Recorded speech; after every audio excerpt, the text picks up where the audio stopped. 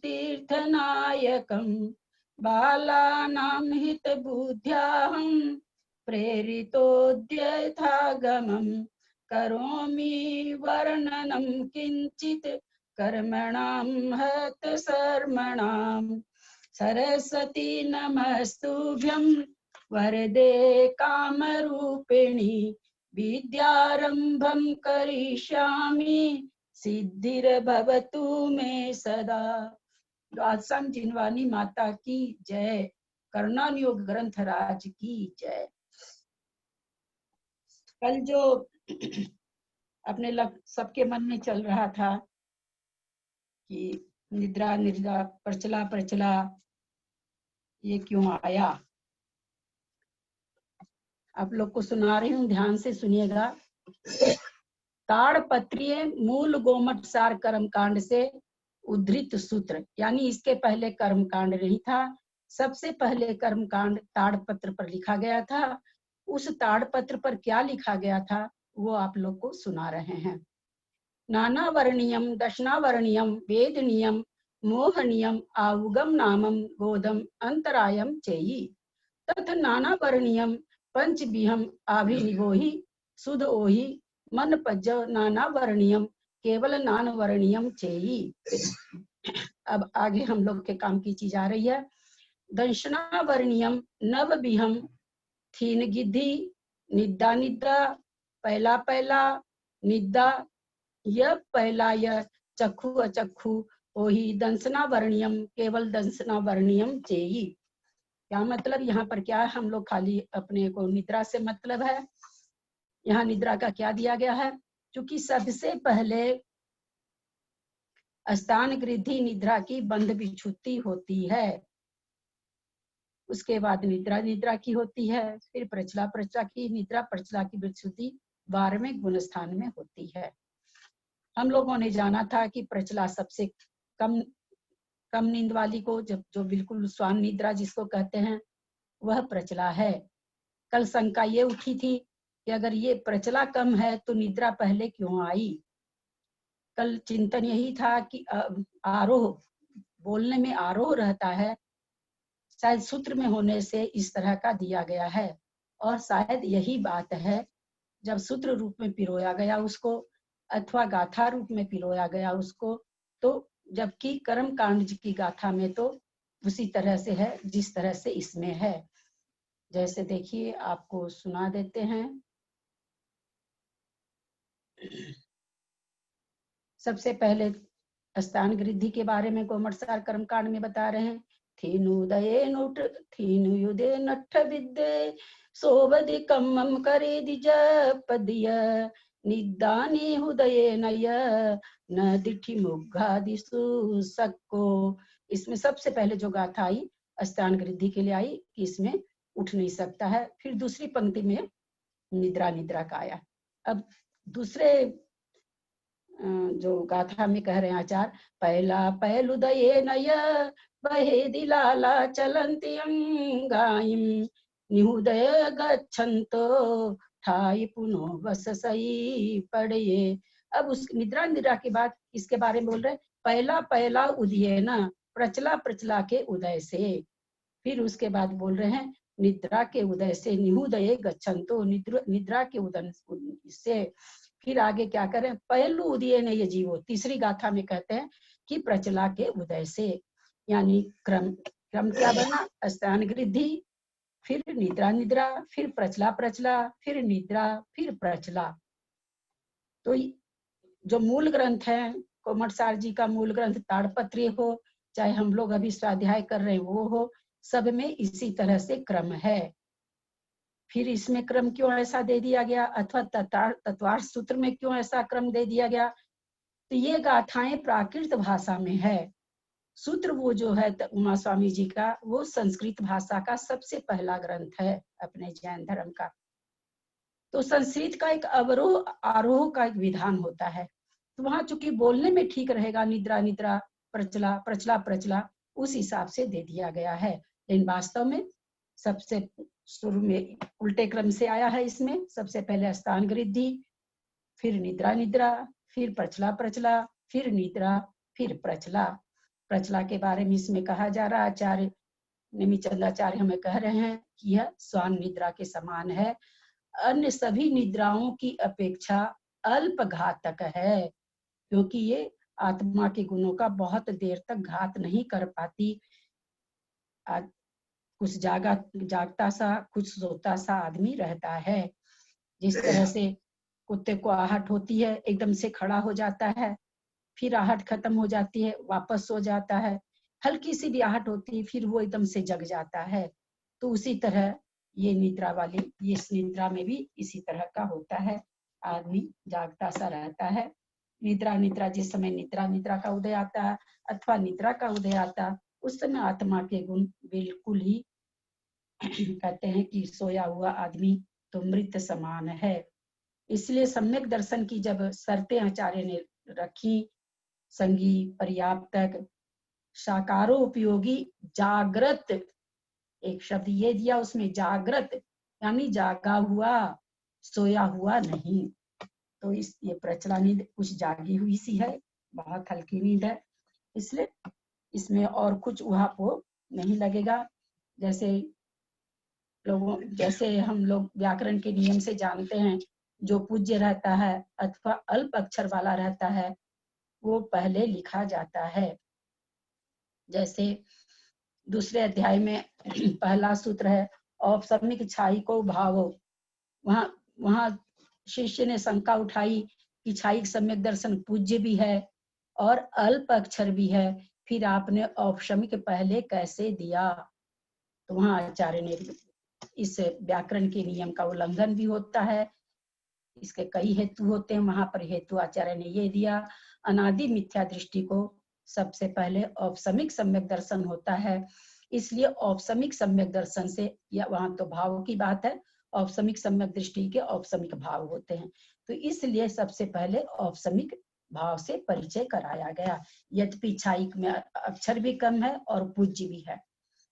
उसी तरह से सम्यक दर्शन ज्ञान चारित्राणि मोक्ष मार्ग, उसमें भी सम्यक दर्शन ज्ञान, दर्शन से ज्ञान पूज्य भी है, अल्प अक्षर भी है। वहां भी ये शंका खड़ी हुई, शिष्य ने शंका की, आप बाद में कैसे दे रहे हैं, आपको तो देना चाहिए सम्यक ज्ञान दर्शन चारित्राणि मोक्ष मार्ग, ज्ञान पूज्य भी है, अक्षर भी कम है। आचार्य ने वहां दिया, अनादि मिथ्या दृष्टि को पहले सम्यक दर्शन होता है, फिर उसका ज्ञान सम्यक होता है। तो इस तरह से ये व्याकरण का नियम है। जब किसी भी गाथा या सूत्र को करते हैं तो अल्प अक्षर और पूज्य पहले दिया जाता है, लेकिन उन दोनों विवक्षाओं के ऊपर अगर कोई और विवक्षा आ जाती है तो ये नियम नहीं रहता है। तो यहाँ पर ये नियम नहीं लगाएंगे कि निद्रा में अक्षर कम है, निद्रा न तो कोई पूज्य चीज है, निद्रा कर्म न कोई अच्छा है, इसलिए ये विवेचन यहाँ पर नहीं लगेगा। है तो उसी तरह से प्रचला ही है पहले, इसमें बस सूत्र क्रम में हम अवरोह आरोह के कारण ही इस तरह से दिया गया होगा। किस कारण से दिया गया ये मैंने बहुत खोजने की कोशिश की, मुझे कारण कहीं नहीं मिला, बस ये जरूर मिल गया कि इसका मतलब लिखने का क्रम तो यही है, पहले प्रचला है फिर निद्रा है। कहाँ तक हुआ था आंटी? एक क्वेश्चन है कल से रिलेटेड, अवधि दर्शन बताइए ना क्या होता है? अवधि दर्शन क्या होता है? हाँ, जैसे इसमें लिखा हुआ है क्वेश्चन में, अवधि दर्शनावरण किसे कहते हैं, तो इसमें दिया हुआ है कि अवधि दर्शन जो प्रकट नहीं होने दे, तो मतलब समझ में नहीं आया कि दिखता है क्या, मतलब क्या जैसे कहाँ आई हो, कहाँ पर है बेटा? 11 नंबर पेज में 27 नंबर क्वेश्चन, अवधि दर्शनावरण किसे कहते हैं, जो अवधि ज्ञान के पहले होने वाले सामान्य प्रतिभास को प्रकट न होने दे उसे अवधि दर्शनावरण कहते हैं। 11 पेज पर? हाँ, 11 पेज पर तो नहीं है कुछ, एक पेज एक सीरियल से। वो छोटा वाला बुक है आंटी मेरे पास, ये वाली बुक है, मैं पढ़ देती हूँ ना। अवधि दर्शनावरण किसे कहते हैं, ये क्वेश्चन है, तो जो अवधि ज्ञान के पहले होने वाले सामान्य प्रतिभास को प्रकट न होने दे उसे अवधि दर्शनावरण कहते हैं। मतलब अवधि ज्ञान में समझ में आता है, अवधि दर्शन में दिखता है क्या? मतलब ये तो पंक्ति मुझे समझ में नहीं आई, कहाँ से ले रही हो पंक्ति? न होने दे, सामान्य प्रतिभासी तो होता है, अवधि दर्शन में सामान्य प्रतिभासी तो होता है। हाँ, अवधि दर्शनावरण है ना यहाँ पे, तो वो प्रतिभास नहीं अच्छा, होने हाँ दे रहा है। हाँ हाँ, हाँ, ठीक बात है। हाँ, तो ये मतलब उसमें अवधि दर्शन समझ में नहीं आया। जैसे केवल दर्शन में दिखता है, दर्शन मतलब दिखना हो गया, नहीं, तो जैसे अपने अवधि लोग दर्शन में भी दिखता है क्या? हाँ, जैसे हम किसी चीज को, किसी प्रतिमा के सामने जाके खड़े हुए और मतलब ये बात कई बार आ चुकी है कि हम लोग अब दर्शनोपयोग ज्ञानोपयोग में अंतर नहीं कर पाते हैं। हमको कि एक समय वर्ती है, एक समय एक झलक पड़ी और बस तुरंत तो ज्ञानोपयोग हो जाता है, तो हम लोग को दर्शनोपयोग पकड़ में नहीं आता है। लेकिन पहले हमको कोई चीज दिखी है तब हमको ज्ञान हुआ है। ये हम इस तरह से जान सकते हैं कि कोई भी वस्तु को पहले हम देखते हैं तब ज्ञान होता है। उसी तरह से अवधि ज्ञान के पहले अवधि दर्शन होता है। वो किसी भी वस्तु को पहले अवधि सामान्य प्रतिभास होता है, उसके बाद वो उस चीज को प्रकट रूप से देखते हैं। पहले तो सामान्य प्रतिभास होता है, उसमें कोई ज्ञान नहीं होता कि क्या है क्या नहीं है। जैसे किसी ने पूछा कि मेरा हार कहाँ पर है महाराज जी, वो मान लो उनमें इतना अवधि ज्ञान है कि वो बता सकते हैं, उनकी सीमा के अंदर है, उनके द्रव्य के साइज के अंदर सब चीज मान लो ऐसा अगर है, तो जैसे ही पहले वो अवधि ज्ञान लगाएंगे तो पहले उनको केवल वो हार दिखेगा, बस हार कैसा है कि हीरे का है कि पन्ना का है कि माणक का, ये उनके क्षयोपम में नहीं आएगा, केवल एक हार की बस तुरंत तो उनको अवधि ज्ञान हो जाएगा। वो पकड़ पाते हैं तो नहीं पता है, जैसे अपने लोग तो नहीं पकड़ पाते दर्शनों पे ज्ञानोपयोग को, हो सकता है पकड़ते हो, लेकिन पहले तो सामान्य प्रतिभास ही होगा ना, उसके बाद ज्ञान के द्वारा जानेंगे कि हाँ ये हार है, इस तरह का है जो भी चीज, फिर वो सामने वाले को कहेंगे भाई तुम्हारा हार ऐसा है क्या, इस तरह का है, यहाँ पर है, फिर वो उससे बोल करके उसको ये करेंगे कि हाँ ऐसा है। लेकिन पहले तो सामान्य प्रतिभास न होने दे उसको दर्शनावरण कहते हैं। हाँ तो ठीक है। अवधि दर्शनावरण में दर्शन में पता चल जाता है क्या? अवधि दर्शन पहले हो रहा है फिर ज्ञान हो रहा है? वही ना कह रहे हैं कि ये चीज देखो, केवल एक ही ज्ञान है, केवल ज्ञान जिसमें लिखा गया कि युगपत होता है ज्ञान दर्शन, और बाकी सब में ये लिखा हुआ कि जैसे मन पर ज्ञान में भी लिखा हुआ कि यह पूर्वक पहले उस वस्तु को, वहां पर भी उस वस्तु का एक प्रकार से सामान्य प्रतिभाषी होता है, फिर मन पर ज्ञान के द्वारा पूरा उसको ज्ञान हो जाता है। उसी तरह सामान्य बस सामान्य अवलोकन होता है। अब ये सामान्य अवलोकन अगर हम पकड़ सकते हैं तो पकड़ सकते हैं, तो अपने लोग तो पकड़ नहीं सकते, वहां सीधे अवधि ज्ञान नहीं होगा, पहले अवधि दर्शन होगा अच्छा, फिर अवधि ज्ञान होगा। हाँ। आंटी और भी क्वेश्चंस है तो सरिता आंटी। हाँ, मैं ये इस सामान्य प्रतिभास का ही पूछ रही थी कि इसमें ये जो केवल दर्शनावरण में कैसे हुआ सामान्य प्रतिभास? केवल दर्शनावर में दोनों चीज एक साथ होती है, ज्ञान और दर्शन। अब बाकी तो भाभी केवल ज्ञान में कैसे होता है, हम लोग को तो अपना ही कुछ नहीं पता है, मति श्रुत ज्ञान का ही, केवल ज्ञान को कहाँ जानेंगे हम, खाली वो लिखा हुआ जान रहे हैं कि भाई बाकी सब में, जैसे हम लोग भी पहले किसी चीज को देखते हैं फिर हमको एकदम हल्का सा ही हम अगर पकड़ सकते हैं तो ये पकड़ते, मान ले एक किसी पे नजर पड़ी तो हाँ भाई ये लेडी है, साड़ी पहने हुई है, ये लेडीज है, एक नजर पहले पड़ी तब तो हम स्त्री है कि पुरुष है जाने। हालांकि अपने को ऐसे लगता कि हम तो देखे वैसे ही जान गए, लेकिन नहीं, पहले हमारी नजर पड़ी है फिर हम जाने हैं। तो उसी तरह से अवधि ज्ञान में भी पहले सामान्य प्रतिभास होता है, फिर वो जानता कि ये वस्तु ऐसे है। लेकिन भगवान के ज्ञान में ऐसा नहीं, भगवान को सारी वस्तु प्रकट दिखाई देती होगी किसी भी तरह से, बाकी तो केवल ज्ञानी जाने कि उपपद उनको कैसे हो रहा है।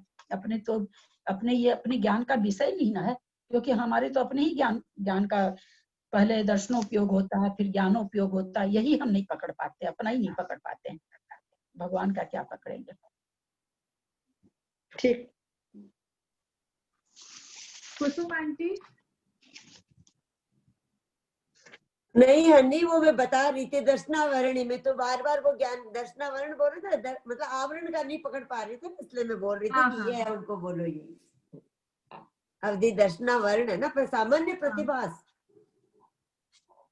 उसके।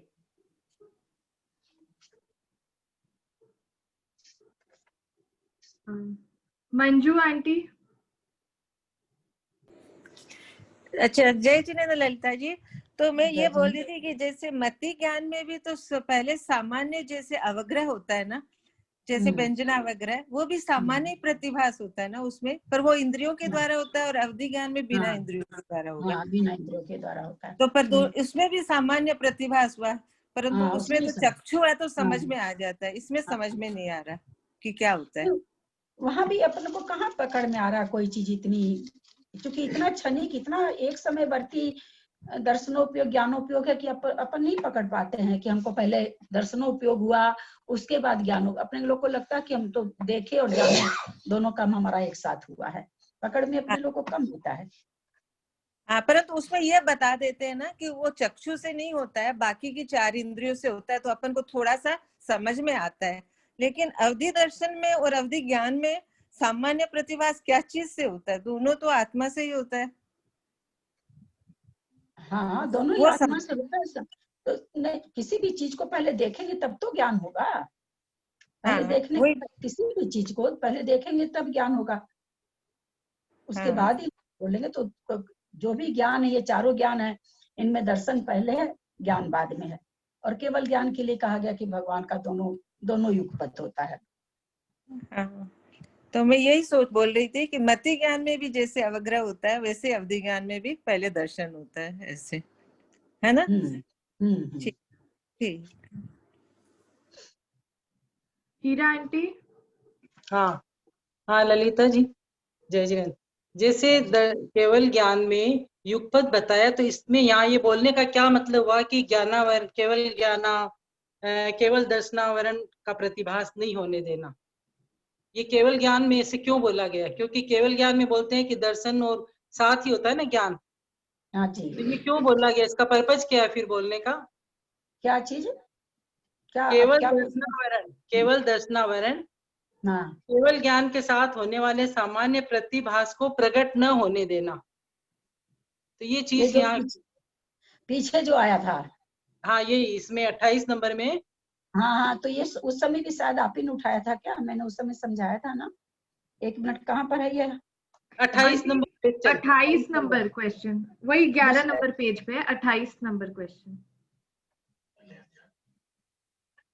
पहले वाले भाग में ना? दूसरे भाग में अभी अभी जो पढ़ा रहे हैं उसी में 28 नंबर। अच्छा, तुम लोग को असल में वो छोटी वाली किताब होगी। हाँ हाँ। तो ओ तुम अच्छा लोग अच्छा, मेरे पास वो तीनों इसलिए एक आपका एक ही क्वेश्चन भी मैच नहीं हो रहा है अपनी क्या? तीनों वाली है हाँ, उसी में, अपनी जो तीनों एक साथ है उसी में है। 28 केवल नंबर ज्ञान पे के से। साथ, जो केवल ज्ञान के साथ होने वाले सामान्य प्रतिभास को प्रकट न होने दे, उसे केवल दर्शनावरण कहते हैं।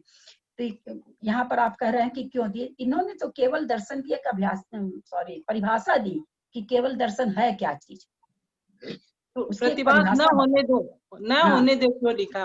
न हाँ, होने दो। आवरण है ना, केवल दर्शन आवरण कहते हैं। भाई आवरण किसको कहते हैं? केवल दर्शन का आवरण किसको कहते हैं? दो सामान्य प्रतिभास को न होने दे। तो वो केवल ज्ञान में कैसे होगा आवरण? कि वो तो एक साथ युगपत होता है, तो वो आवरण कैसे आएगा?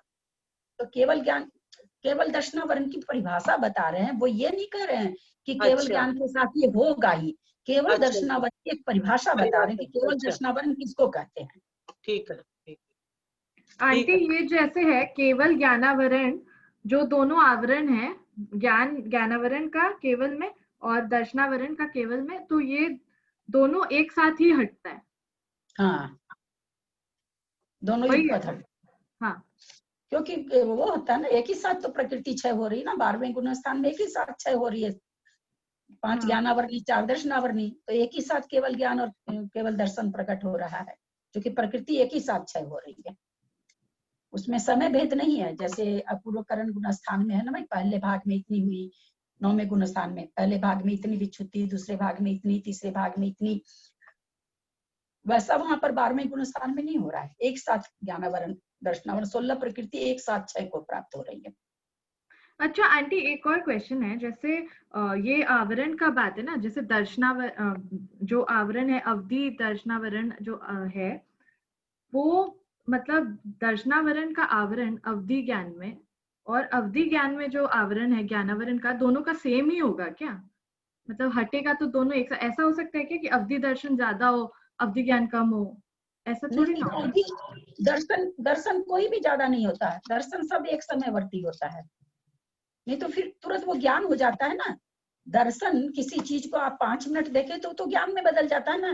भाई ये महावीर भगवान की मूर्ति है, इसमें देखो शेर है, इसका कलर व्हाइट है ना। इस तरह से वो तो ज्ञान तुरंत तुरंत ज्ञानोपयोग हो जाता है। इसलिए जितना भी दर्शनोपयोग है, ये आज वो छोड़ो, आज कहीं से ठंडी हवा आई, हाथ में टच करी, वैसे तो हम जान गए ना कि भाई कहीं बारिश हो रही है लगता है। उतना टच करते ही हमको तुरंत विचार आ गया, वो टच करना हुआ दर्शनोपयोग। और जो तुरंत मन में ज्ञान आ गया कि कहीं ठंडी, कहीं बारिश हो रही है, ये हो गया ज्ञानोपयोग। तो दर्शनोपयोग तो एक समय से ज्यादा का हो ही नहीं सकता, चाहे वो अवधि दर्शन हो या मतलब चक्षु दर्शन हो, अचक्षु दर्शन हो। दर्शनोपयोग एकदम एक समयवर्ती होता है, इसमें 5 मिनट और 7 मिनट नहीं लगेंगे।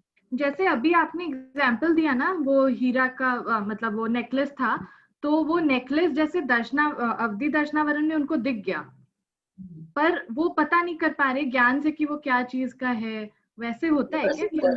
एक हार, जैसे उसने पूछा किसने मेरा हार, वो हार नुमा एक चीज देखे बस, हाँ बस देखते ही तो तुरंत ही ज्ञान हो जाता है ना।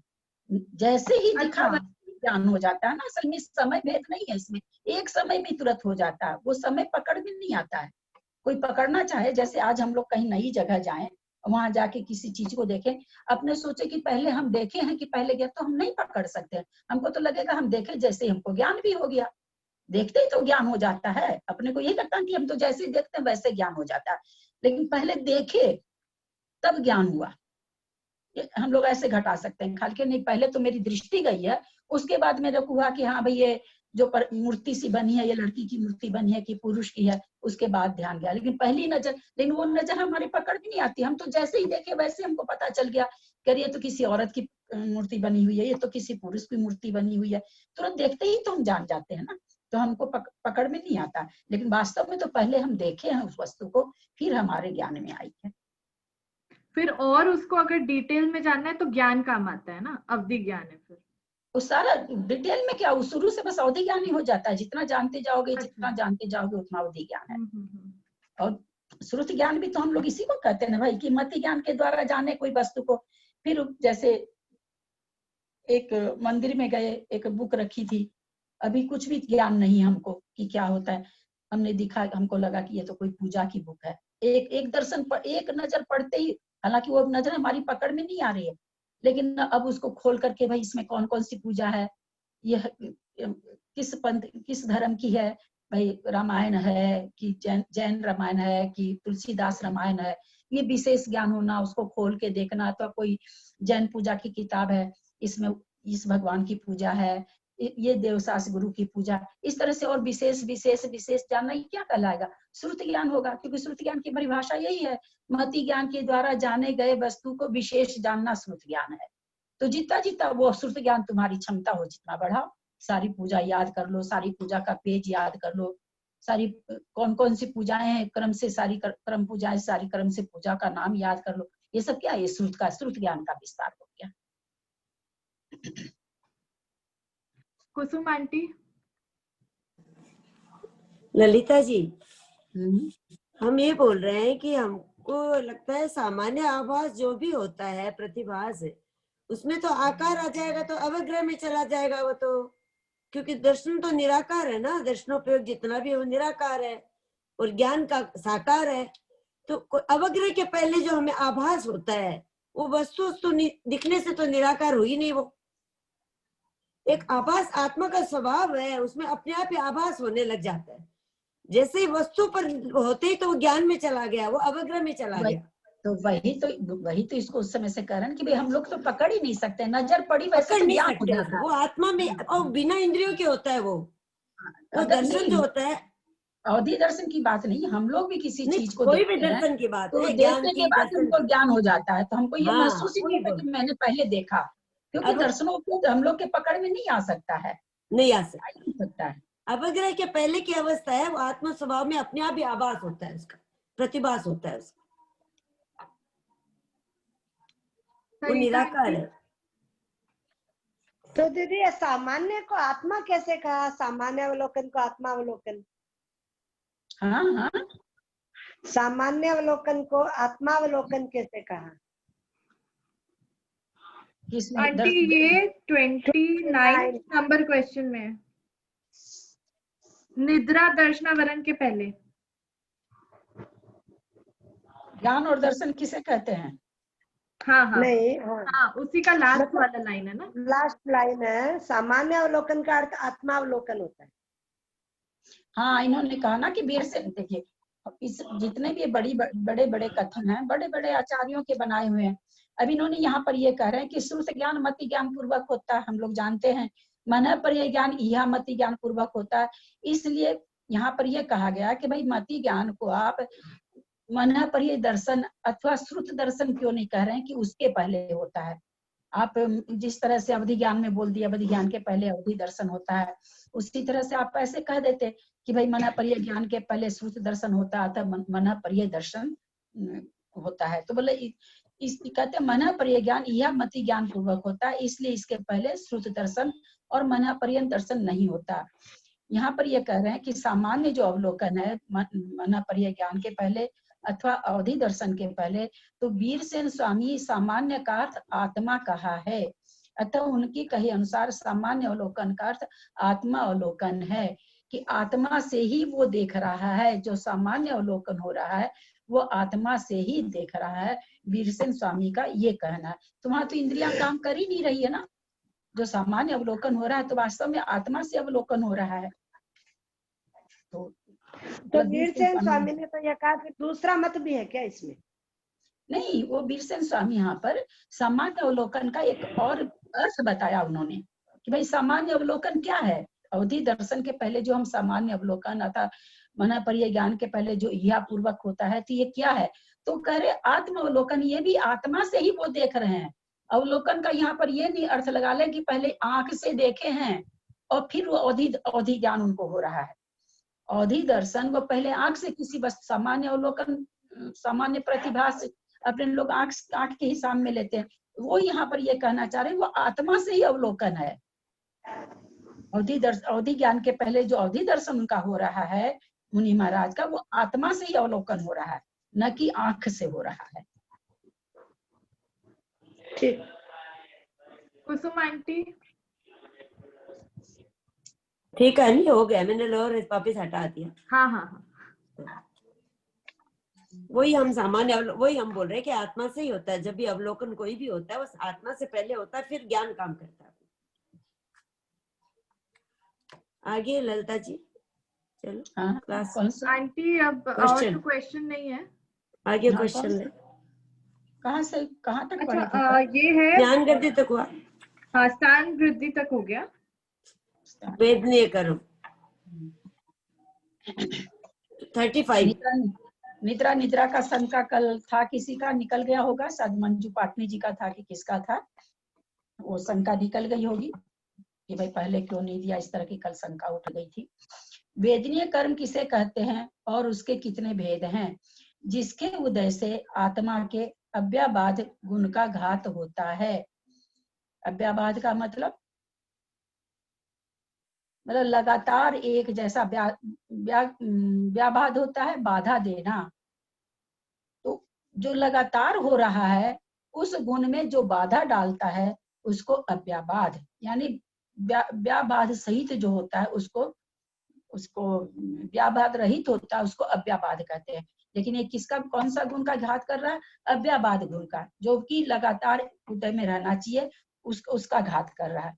अथवा जिसके उदय से जीव सुख दुख का वेदन करता है उसे वेदनीय कर्म कहते हैं। आत्मा का गुण क्या है? अव्याबाधत्व गुण है, यानी हमेशा आत्मा अपने सुख में अपने स्वभाव में रहने वाला है। परंतु इसके उदय से, वेदनीय कर्म के उदय से आत्मा अपने सुख में नहीं रह पाता, हमेशा कभी सुखी होता है कभी दुखी होता है कर्मों के उदय से। तो वो कौन सा कर्म है जो इसको अव्याबाध गुण से रहित कर रहा है? इसका अपना गुण तो अव्याबाध है, फिर उसको उससे उस गुण से उस आत्मा को उस गुण से कौन हटा रहा है? तो ये आचार्य कहते हैं वेदनीय कर्म कभी कभी सुखी करता है कभी दुखी करता है। इसके दो भेद हैं, साता वेदनीय और असाता वेदनीय। साता वेदनीय किसे कहते हैं? जिसके उदय से यह जीव प्राप्त सामग्री में सुख का वेदन करता है, उसे साता वेदनीय कहते हैं। असाता वेदनीय किसे कहते हैं? जिसके उदय से जीव प्राप्त सामग्री में दुख का वेदन अनुभव करता है, उसे असाता वेदनीय कहते हैं। यहाँ सामग्री से हम लोग को ये समझ में आता है, जैसे बाहर से कोई चीज आई, उससे तो होता ही है सुख दुख का वेदन, लेकिन हम कई बार हम अपने परिणामों से सुखी दुखी होते हैं। वो सामग्री हमारे अंतर की है, हमारे कर्म उदय जनित है। कर्म उदय कर्म हमारे बैठे हैं, बहुत अच्छी तरह से बैठे हैं, बहुत खुश होके बैठे हैं, कहीं कहीं से कोई खबर भी नहीं आई कुछ तरह की, लेकिन कुछ ऐसा कर्म का उदय आता है कि हम बैठे बैठे खिन्न हो जाते हैं। ये कहाँ से आई सामग्री जो हमको असाता उत्पन्न कर दी? कालांतर में हमारे बांधे हुए कर्म उदय में आए। ये तो बाह्य की बात है कि बाहर कोई चीज मिली, उससे हमको सुख अनुभव हुआ, बाहर की किसी चीज से हमको दुख अनुभव हुआ। और ये बाहर की चीज में भी सुख दुख का अनुभव ज्यादा करके अपने मन से ही जुड़ा हुआ है। एक वस्तु है, किसी को सुख दे रहा है, वही वस्तु किसी को दुख दे रहा है। अगर वस्तु में सुख दुख होता तो वस्तु सबको दुख देती।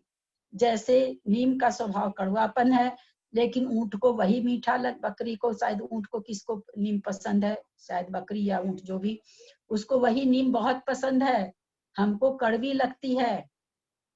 एक ही नीम देखो, दो अपने अपने कर्म के कारण अलग अलग हो गई। तो इसी तरह से पानी, बारिश का पानी बरसता है, वही पानी करेले में जाता है तो खारा रस उत्पन्न हो जाता है, वही पानी गन्ना में जाता है तो मीठा रस उत्पन्न करता। पानी तो एक ही है। तो बाहर की वस्तु जरूरी नहीं है कि जो एक वस्तु हो वह सबके लिए दुख रूप हो या सबके लिए सुख रूप हो। इसलिए सामग्री में सुख दुख नहीं है, हमारे अपने परिणामों में, हमारे अपने जीवन की रहन सहन के हिसाब से सुख दुख होता है। एक बार अपने यहाँ जो है वो क्या नाम उसके, शर्मिला की सासू जी का क्या नाम है, जिनकी पोती की अभी शादी हुई थी? पान्ना मामी जी। हाँ, पान्ना मामी जी। उनका पैर जला हुआ था। मैं बोले क्या हुआ? बोला गीजर चला हुआ था, अचानक चलाए तो पानी बहुत था तो जल गया। हम कि देखिए सुख देने की सामग्री से दुख हो गया। वो सामग्री क्या है? सुख देने की। गीजर का पानी, गीजर चला के हम नहाते, हमको सुख मिलता है, आराम मिलता है, लेकिन देखो वो भी दुख देने वाली बन गई और पैर जल गया। तो वहां सामग्री क्या काम आई? वहां तो अपने कर्म का उदय काम में आया। जिसके उदय से जीव प्राप्त सामग्री में दुख का वेदन अनुभव करता है, उसे असाता वेदनीय कहते हैं। मोहनीय कर्म किसे कहते हैं? जो आत्मा के सम्यक्त्व का या सुख गुण का घात करे, अथवा जिसके उदय से जीव स्वरूप को भूलकर पद पदार्थों में अहंकार और ममकार करने लगता है, उसे मोह या मोहनीय कर्म कहते हैं। समझाने की जरूरत नहीं है, हम लोग सारे दिन इस पाठ को अदा करते हैं, सारे दिन इसी में जीते हैं, इसलिए इसको तो समझाने की जरूरत है ही नहीं। मोह कर्म के कितने भेद हैं? मूल दो भेद हैं, दर्शन मोह, चारित्र मोह। दर्शन मोह के 3 भेद हैं, मिथ्यात्व, सम्यक मिथ्यात्व, सम्यक प्रकृति। चारित्र मोह के 2 भेद हैं, कसाय वेदनीय, नो कसाय वेदनीय। कसाय वेदनीय के 16 भेद हैं, अनंतानुबंधी क्रोधमान माया लोभ, अप्रत्याख्यानावरण क्रोधमान माया लोभ, प्रत्याख्यानावरण क्रोधमान माया लोभ, संजलन क्रोधमान माया लोभ। 4 चौक 16। नो कसाय के 9 भेद हैं, हास रति अरति, शोक भय जुगुप्सा, स्त्री वेद, पुरुष वेद, नपुंसक वेद, पुरुष वेद नपुंसक वेद। ये इस तरह से ये सब हम लोग सबको जानते हैं बहुत बढ़िया से, यहाँ रुकने का कोई मतलब नहीं बनता है। मोह कर्म के कितने भेद हैं? जिसके उदय से जीव के, मोह कर्म के कितने भेद हैं? आंटी मिथ्यात्व किसे कहते हैं? हाँ नहीं, मोह कर्म के कितने भेद ये नहीं है क्या तुम लोग में? ये तो हो गया, मोह कर्म के कितने भेद है अभी तो पढ़े थे। ना ना, ये भी मेरे में तो अभी आया है। ये होगा मोह। मिथ्यात्व किसे कहते हैं, ये होगा, प्रिंट गलत है। हाँ, मिथ्यात्व मिथ्यात्व, किसे कहते हैं? हाँ वही। मिथ्यात्व किसे कहते हैं, जिसके उदय से जीव की अतत्व श्रद्धान रूप परिणति होती है, उसे मिथ्यात्व कहते हैं। अतत्व श्रद्धान मतलब जैसे आत्मा को शरीर मरने से अपना मरना समझना, जबकि हम शरीर नहीं है। उल्टा श्रद्धान कर लेना, तत्व में अतत्व का श्रद्धान कर लेना, अतत्व में तत्व का श्रद्धान कर लेना। इस तरह की जो परिणति होती है उसे मिथ्यात्व कहते हैं। धन होने से सुखी मानना अपने को, धन जाने से दुखी मानना, किसी परिवार जन के कुछ हो जाने से अपने को अपनी मतलब मैं ही मर गया ऐसा मान लेना, मुझे बहुत दुख हुआ। इस तरह की जो मान्यता है अतत्व श्रद्धान रूप है। सम्यक मिथ्यात्व किसे कहते हैं, जिसके उदय से मिथ्यात्व और सम्यक्त्व के मिश्रित परिणाम होते हैं, उसे सम्यक मिथ्यात्व कहते हैं। हम लोग का सब बहुत बढ़िया से समझा हुआ है। सम्यक प्रकृति किसे कहते हैं, जिसके उदय से वेदक छायोपशमिक सम्यक दर्शन में चल मलिन और अवगाढ़ दोष लगते हैं, उसे सम्यक प्रकृति कहते हैं। एक दिन ये चर्चा चली थी, मोक्ष जाने के लिए सम्यक प्रकृति का नाश आचार्य क्यों करा रहे हैं, जबकि सम्यक तो अतत्व के श्रद्धान से हटाती है। याद है किसी को? मैंने कहा था सम्यक प्रकृति का नाश क्यों करा क्योंकि रहे हैं। ये भी एक प्रकृति है और मोक्ष जाने के लिए सभी प्रकृतियों का नाश होना जरूरी है। ये भी एक कर्म प्रकृति, ये भी एक कर्म प्रकृति है। हाँ, और मोक्ष जाने के लिए सभी कर्मों का नाश करना पड़ता है। इसलिए ये आत्मा जब सम्यक्त हो जाता है, सम्यक्त तो आत्मा का गुण है, और सम्यक्त प्रकृति जहाँ आती है वो एक प्रकृति है। यही जब नाश होके सम्यक्त गुण प्रकट होता है, वो आत्मा का गुण है। सम्यक प्रकृति हो गया। चल दोष किसे कहते हैं, सब तीर्थंकरों की समान शक्ति होने पर भी शांतिनाथ शांति के करने वाले हैं, वासनाथ रक्षा करने वाले हैं, ऐसा भाव होना चल दोष कहलाता है। फिर देखें, क्योंकि हम लोगों में ये चीज है, थोड़ा कम थोड़ा बेसी सभी में है। आज इस भगवान की पूजा करनी चाहिए, मंगलवार को इस भगवान की पूजा करनी चाहिए, बुधवार को इस भगवान की पूजा करनी है। भगवान तो हमें कुछ भी नहीं देने वाले हैं, वो तो आंख चल अपने में मगन हो रखे हैं। ये हम अपना भ्रम पाले रहते हैं। किसी की भी पूजा करो, बात तो समान ही है, लेकिन हम लोग अपने सभी कोई ये कोई नहीं, हम किसी और पर नहीं करें, हम अपने पे ही करें। हम लोगों के अंदर ये बहुत ज्यादा बैठा हुआ है। कहीं ना कहीं ये हम अपने सम्यक्त में दोष लगा रहे हैं। इस बात को आज के दिन कर्म कांड जी के द्वारा नेमी चंद्राचार्य हमें बता रहे हैं। हमको अवश्य समझ लेना चाहिए, उस पर परिणति करें न करें, आपके अपने मन की कमजोरी क्या है, वो हम लोग सब अपनी कमजोरी अपने खुद ही जाने। पर हमें अगर सम्यक्त्व है तो हमको भरसक कोशिश करनी चाहिए कि जो दोष है वो दोष न लगाएं। किसी भी भगवान की, सोमवार है वासु पूज की कर लीजिए, कोई भी दिन है, आज चलो भाई एक नए भगवान की पूजा करनी है। लेकिन नहीं, मैं भी आप ही लोग के साथ हूँ। सोमवार है, आज चंदा प्रभु की करेंगे, आज मंगल है वासु पूज की करेंगे। तो आप आज इस चीज से जान लीजिए कि हम अपने, अगर हम सम्यक दृष्टि, मिथ्या दृष्टि है तो कोई बात ही नहीं, तब तो पड़े अंधेरे में, कोई बात ही नहीं है।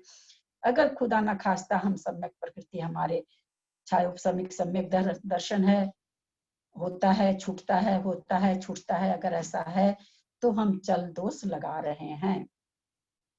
मलिन दोष किसे कहते हैं, सम्यक दर्शन में शंका, कांक्षा आदि अथवा तीन मूर्ता आदि 25 दोष लगने को मलिन दोष कहते हैं। ये 25 दोष सभी कोई जानते हैं। सम्यक दर्शन के जो निकांचित, निशंकित आदि 8 गुण हैं, 6 मूढ़ता है, 3 मूढ़ता है, 6 अनायतन है और 8 मद हैं। इनमें से अगर हमारे में कुछ भी आ जाता है, थोड़ी देर के लिए आता है तो दोष लगता है, अगर है ही नहीं बहुत अच्छी बात है। तो ऐसा कुछ अगर आता है हमारे 25 दोषों में से कोई दोष अगर हमारे ऊपर हावी होता है तो हम अपने सम्यक दर्शन को मलिन कर लेते हैं। अवगाढ़ दोष किसे कहते हैं? अपने द्वारा निर्मापित या प्रतिष्ठापित प्रतिमा आदि में यह मंदिर मेरा है, यह प्रतिमा मेरी है, इस प्रकार का भाव होना अवगाढ़ दोष कहलाता है। हम बहुत आसानी से कहीं जाते हैं अगर दर्शन करने, अगर प्रतिमा जी अपनी बैठाई रहती है, अनायास ही हमारे मुंह से निकल जाता है, ये प्रतिमा तो हमने बैठाई थी। आचार्य कह रहे हैं ऐसा बोलने से हमारे सम्यक्त्व में दोष लग रहा है। हम नहीं जानते हम लोगों को सम्यक दर्शन है कि नहीं, लेकिन हम ये मान के चलें कि शायद है, तो हमको इन दोषों से बचना चाहिए। अनंतानुबंधी किसे कहते हैं? अब कषाय की बात आ गई है।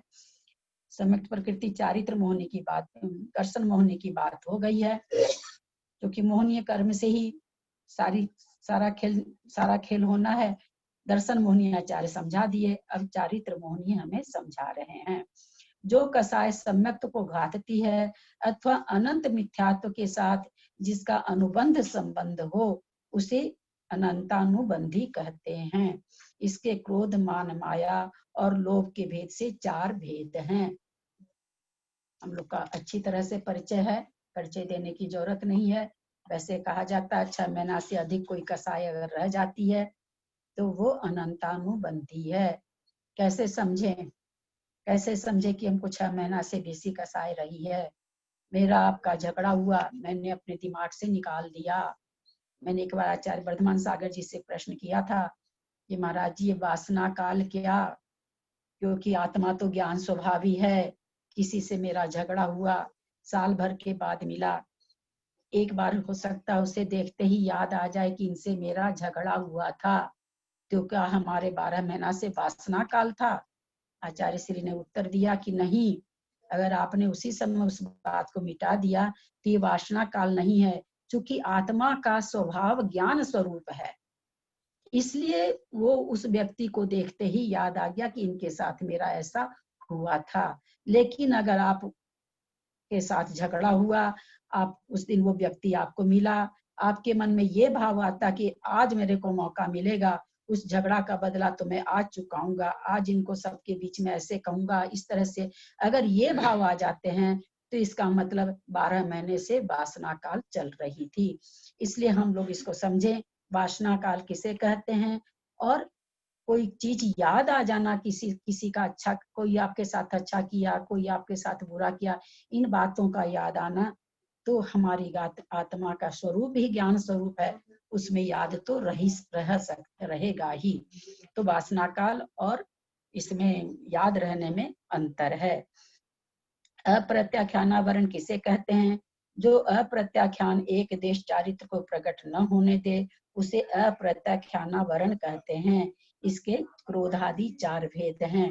अप्रत्याख्यान वर्ण के उदय में कोई एक देश चारित्र, देश संयम वगैरह या संयम नहीं ले पाता है, उसको अप्रत्याख्यानावरण कहते हैं। प्रत्याख्यानावरण कसाय किसे कहते हैं? जो प्रत्याख्यान सकल चारित्र को घात करे, उसे प्रत्याख्यानावरण कहते हैं। इसके क्रोधादि 4 भेद हैं। प्रत्याख्यान के उदय में किसी के भी मुनि व्रत लेने का, सकल संयम लेने का भाव नहीं उत्पन्न होता है, इसलिए कहा जाता है प्रत्याख्यान वर्ण सकल चारित्र की घातक है। संजलन किसे कहते हैं? जो यथाख्यात चारित्र को प्रकट न होने दे तथा संयम के साथ प्रकाशमान रहे, उसे संज्वलन कहते हैं। उसमें इसके भी क्रोधादि 4 भेद हैं। ऐसा क्यों कहा यथाख्यात चारित्र को प्रकट न होने दे? यथाख्यात चारित्र उपसम श्रेणी वाले के 11वें गुण स्थान में प्रकट होता है और छपक श्रेणी चढ़ने वाले के 12वें गुण स्थान में प्रकट होता है। उसके पहले 10वें गुण स्थान तक स्वंजलन लोभ का उदय है, इसलिए इसको कहा गया यथा चारित्र की घातक है। ये जब इसका बंटवारा होता है प्रकृतियों में, जब बांधे हुए कर्म प्रदेशों का बंटवारा होता है, आएगा इसमें हम लोग को आश्चर्य लगेगा। अनंतानुबंधी के बाद सबसे ज्यादा अनंतानुबंधी को द्रव्य मिलता है, क्योंकि ये मिथ्यात्व को मतलब नहीं हटने देता है। कहते मिथ्यात्व की जड़ इतनी मोटी है, तो उसको हटाना, उसको कुल्हाड़ी से मार मार के हटाना बहुत मुश्किल होता है। तो सबसे ज्यादा द्रव्य अनंतानुबंधी को मिलता है, क्योंकि ये मिथ्यात्व का प्रवाह बनाए रखती है। उसके बाद जब कसाय में बंटवारा हो रहा है, तो आचार्य संजलन कसाय को द्रव्य देते हैं। शिष्य ने शंका करी, महाराज आप प्रत्याख्यान और प्रत्याख्यान को भूल गए क्या? पहले उनको दीजिए, अनंतानुबंधी के बाद प्रत्याख्यान और अप्रत्याख्यान और प्रत्याख्यान वर्ण आती है। आचार्य कहते हैं ये संजलन कसाय इतनी कम होके भी इतनी पावरफुल है कि यथाख्यात चारित्र को नहीं होने देती है। इस कारण अनंतानुबंधी के बाद द्रव्य के बंटवारे में द्रव्य इसको मिलता है। तो कहते हैं जो यथाख्यात चारित्र को प्रकट न होने दे तथा संयम के साथ प्रकाशमान रहे। कहने का मतलब कि संयम सकल संयमी है मुनि महाराज, 10वें गुण स्थान में जाके खत्म होगी ये।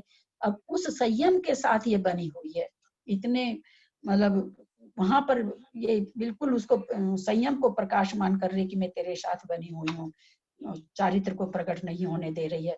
तो इसलिए कहते हैं संजलन माने जो संजलित रहती है, भली भांति प्रकाशित करती रहती है संयम को, उसे संजलन कसाय कहते हैं। उपर्युक्त 16 कसाय आत्मा को निरंतर कसती रहती है, दुखी करती रहती है, इसलिए इसे कसाय वेदनीय कहते हैं। वेदनीय क्यों लगाया? जिसका वेदन किया जाए उसको वेदनीय बोलते हैं। कसाय का वेदन किया जाता है। हमें कभी हम क्रोधी होते हैं, कभी लोभी होते हैं, कभी मानी होते हैं, हम इसका वेदन करते हैं। वेदन माने अनुभव करते हैं, तो इसलिए इसके आगे वेदनीय लगा दिया गया। कसाय ये वेदनीय कर्म नहीं है। वेदनीय कर्म तो सुख दुख हुआ, साता वेदनीय साता वेदनीय, लेकिन दोनों नो कसाय वेदनीय कसाय वेदनीय, दोनों कसायों के आगे वेदनीय लगा दिया गया। कसाय का वेदन करने वाले को कसाय वेदनीय कहते हैं, नो कसाय के वेदन करने वाले को नो कसाय वेदनीय कहते हैं। हास्य किसे कहते हैं? जिसके उदय से हंसी आवे उसे हास्य कहते हैं। रति किसे कहते हैं? जिसके उदय से स्त्री पुत्र आदि में प्रीति रूप परिणाम होता है, उसे रति कहते हैं। अरति किसे कहते हैं? जिसके उदय से शत्रु आदि अनिष्ट पदार्थों में अप्रीति रूप परिणाम हो, उसे अरति कहते हैं। शोक किसे कहते हैं? जिसके उदय से इष्ट वियोग और अनिष्ट संयोग में खेद रूप परिणाम होते हैं, उसे शोक कहते हैं। यहाँ शोक की परिभाषा क्या दी गई? कोई हमसे हमारा बहुत प्रिय है, हमको छोड़ के जा रहा है, तो हमको वियोग से दुख होता है। और कोई अनिष्ट है जिसको हम नहीं चाहते हैं, अगर वो हमारे पास आ जाता है तो हमारे को आकुलता बनी रहती है, ये कब जाएगा हमारे पास से। इस तरह से वो दोनों तरह से शोक संतप्त होता है। इसलिए शोक में दोनों चीज ली गई, इष्ट वियोग भी और अनिष्ट संयोग भी। भय किसे कहते हैं? जिसके उदय से भय रूप परिणाम होते हैं, उसे भय कहते हैं। जुगुप्सा किसे कहते हैं? जिसके उदय से ग्लानि रूप परिणाम होता है, उसे जुगुप्सा कहते हैं। जैसे किसी का गंदा शरीर देख करके ग्लानि होना, किसी का कैसे हाथ पैर देख के ग्लानि होना, गंदी चीजों को जिसको कहते विभत्स भी कहते हैं। जो ऐसी विभत्स चीजों को देख करके मन में ग्लानि करना, नाक भौं सिकोड़ना, उसे जुगुप्सा कहते हैं। स्त्री वेद किसे कहते हैं? जिसके उदय से पुरुष में रमने के भाव होते हैं, उसे स्त्री वेद कहते हैं।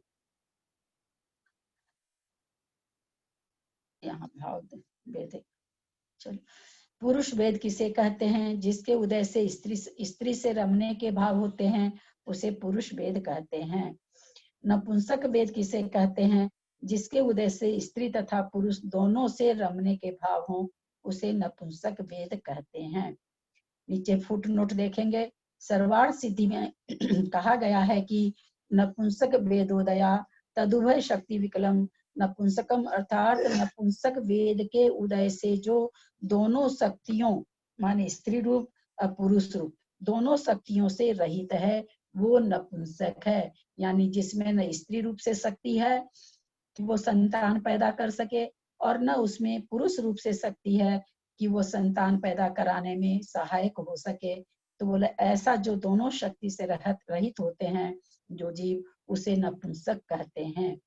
जीव कांड में द्रव्य नपुंसक के लिए कहा है, नपुंसक वेद के उदय से तथा निर्माण नामकर्म के उदय से युक्त अंगोपांग नामकर्म के उदय से दोनों लिंगों से भिन्न शरीर वाला द्रव्य नपुंसक होता है। क्या क्या परिभाषा दी इन्होंने द्रव्य नपुंसक की? यहाँ भाव नपुंसक की बात नहीं है। नपुंसक वेद का उदय होता पहले उसको, अब निर्माण कर्म क्या करता, हमारे शरीर में अंगोपांग जितने भी हैं यथा स्थान और यथा प्रमाण। निर्माण कर्म दो तरह से होता है, यथा स्थान और यथा प्रमाण। यथा स्थान का मतलब जहाँ आंख होनी चाहिए वहां आंख, जहाँ नाक होना चाहिए वहां नाक, जहाँ कान होना चाहिए वहां कान, ये तो हुआ यथा स्थान। और क्या यथा प्रमाण, अब कान के जैसी आंख हो जाए तो क्या होगा, आंख के जैसे छोटे छोटे कान हो जाए तो क्या होगा, तो नहीं, यथा प्रमाण, जिस साइज की जैसी जिस बनावट की आंख हो वो आंख, जिस साइज का और जिस बनावट का कान हो वैसा कान। तो ये किसके कारण से होता है, निर्माण कर्म से होता है, जो कि नपुंसक वेद में निर्माण कर्म का कहते हैं, उसके उदय से, और अंगोपांग नाम कर्म का उदय से दोनों लिंगों से भिन्न शरीर वाला द्रव्य नपुंसक वेद होता है। उपर्युक्त हास्य आदि 9 भावों का संस्कार क्रोध आदि कसायों के समान दीर्घ काल तक नहीं रहता, इसलिए इन्हें अकसाय वेदनीय तथा नो कसाय किंचित कसाय भी कहते हैं। नो कसाय शायद मुझे याद आता है पहले चर्चा हो चुकी है कि कर्म बंद कराने में नो कसाय सहायक, कर्म बंद नो कसाय के द्वारा नहीं होता है। नो कसाय जिस कसाय के साथ उदय में रहती है, अनंतानुबंधी के साथ रहती है तो वो बंद कराती है, अप्रत्याख्यान के साथ रहती है तो अप्रत्याख्यान वर्ण से बंद होता है, प्रत्याख्यान से ये कभी भी ऐसा नहीं होता है किसी भी जीव के कि 16 कसाय खत्म हो जाए, नाश को प्राप्त हो जाए और इसमें से एक भी नो कसाय एक भी उसके रह जाए। पहले नो कसाय खत्म होती है फिर कसाय खत्म होती है। हम जानते हैं स्वंजन लोभ सबसे बाद में खत्म होता है, पुरुष वेद वगैरह सब खत्म होने के बाद, तो नो कसाय का नाश पहले होता है। तो इससे अर्थापत्ति न्याय से निकलता है कि नो कसाय कर्म बंद नहीं कराती है। आयु कर्म किसे कहते हैं, जो आत्मा के अवगाहन गुण को प्रकट न होने दे उसे आयु कर्म कहते हैं, अथवा जिस कर्म के उदय से यह जीव निश्चित समय तक नरक, त्रियंच, मनुष्य और देव के शरीर में रुका रहे उसे आयु कर्म कहते हैं। आयु कर्म के कितने भेद हैं, उत्तर 4 हैं, नरकायु, त्रियंच आयु, मनुष्य आयु, देवायु। इनका नाम अर्थ से स्पष्ट है, अर्थात नाम से पता चल रहा है कि कौन सी आयु है। नाम कर्म किसे कहते हैं, जो आत्मा के सूक्ष्मत्व गुण को प्रकट न होने दे अथवा जिसके उदय से गति, जाति तथा शरीर आदि की रचना होती है उसे नाम कर्म कहते हैं। नाम कर्म का नाश होने से आत्मा में सूक्ष्मत्व गुण का प्रकट होता है, इसलिए यहाँ आचार्य कह रहे हैं कि जो कर्म सूक्ष्मत्व गुण का को प्रकट न होने दे वह नाम कर्म है। नाम कर्म के कितने भेद हैं, पिंड प्रकृतियों की अपेक्षा 42 और सामान्य की अपेक्षा से 93 भेद हैं। पिंड प्रकृति किसे कहते हैं, जिनके एक से अधिक भेद होते हैं उन्हें पिंड प्रकृति कहते हैं। पिंड मतलब समूह, अर्थात समूह के साथ जो प्रकृति होती है उसे पिंड प्रकृति कहते हैं। जैसे गति, गति बोलने से 4 गति, जाति, जाति बोलने से 5 जाति, इस समूह रूप से, ये शब्द जो है समूह रूप से है। तो जब जाति प्रकृति बोला गया तो जाति कौन सी प्रकृति, पिंड प्रकृति है। जाति बोलते ही उसमें 5 समाहित है, गति बोलते ही उसमें 4 समाहित है, इसलिए इसे पिंड प्रकृति कहते हैं।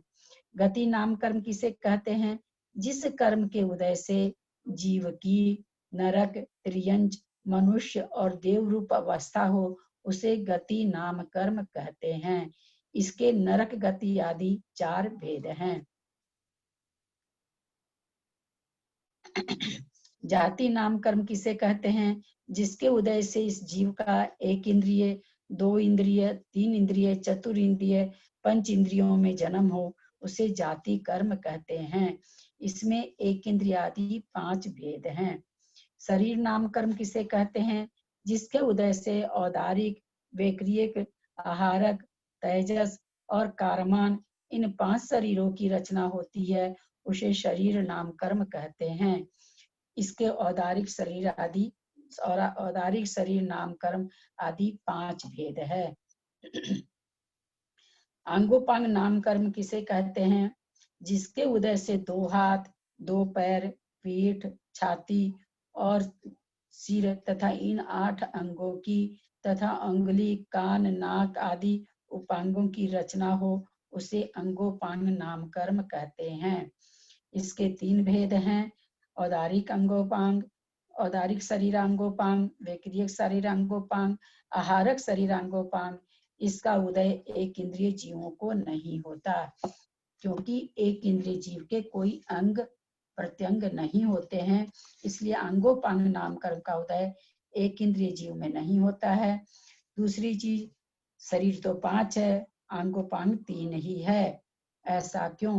तो तेजस शरीर किसे कहते हैं हम सभी जानते हैं कि शरीर में जो कांति है अथवा शरीर में जो खाना पचने का काम होता है अथवा शरीर में जो टेम्परेचर बना रहता है वह तेजस शरीर का काम है। इसलिए तेजस शरीर को अंग प्रत्यंग नहीं होते हैं। कार्मन शरीर, कर्म को ही कार्मन शरीर कहते हैं, कर्म के समूहों को कार्मन शरीर कहते हैं और कर्म के भी हाथ पैर नहीं होते हैं।